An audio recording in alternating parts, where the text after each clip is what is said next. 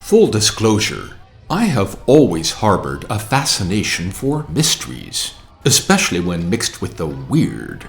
And when the weird blends with the wondrous and bizarre beauties emerge, that's the best of all. So the Triennale Milano's show Unknown Unknowns, an introduction to mysteries, was something I had been looking forward to since I'd heard it was going to be on while I was in Milan. I knew I was in for an exciting journey of unexpected discoveries, and my intuition rarely fails me in such cases, and certainly not at the Triennale. It turned out to be one of the most brilliant of the many brilliant exhibitions I've seen there. The text excerpt referring to what we do not know that we do not know embodied the concept behind the exhibition.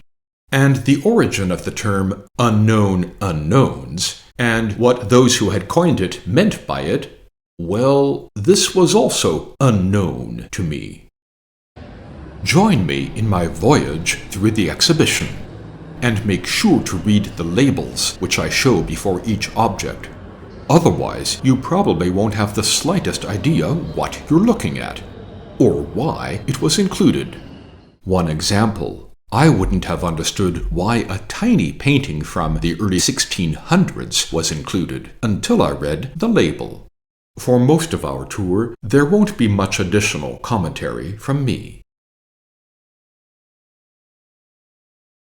Normally, I'm not known to my friends as often being at a loss for words, but this exhibition left me flabbergastedly speechless.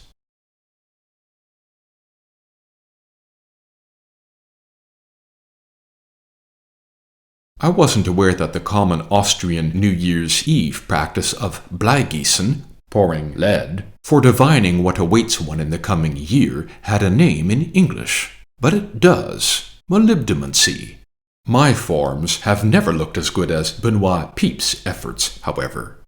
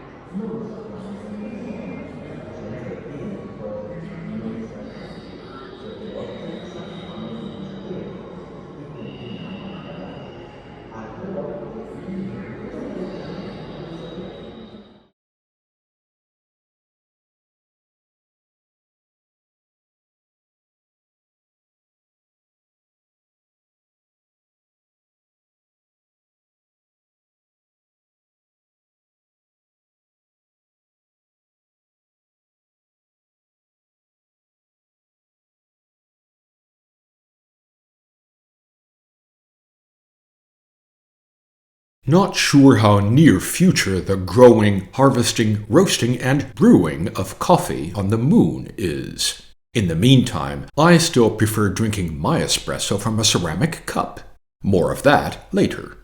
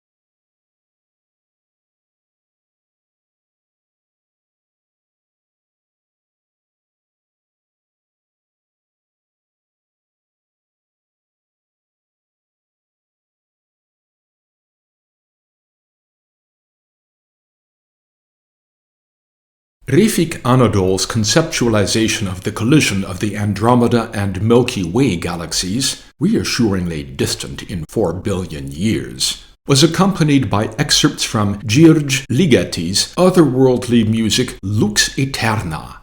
Seek it out and listen to it in its 9-minute entirety. It's worth it.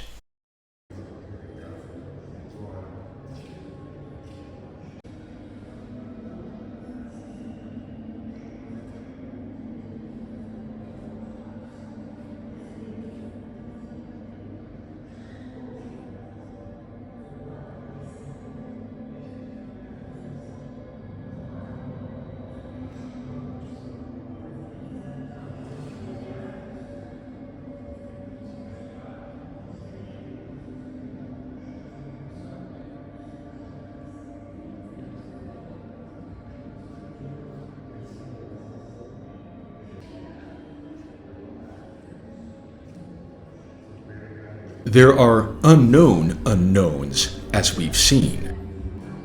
There are also known knowns. One of these is realizing you're hungry. It was time for me to delve back into the realm of experienced knowledge and eat lunch.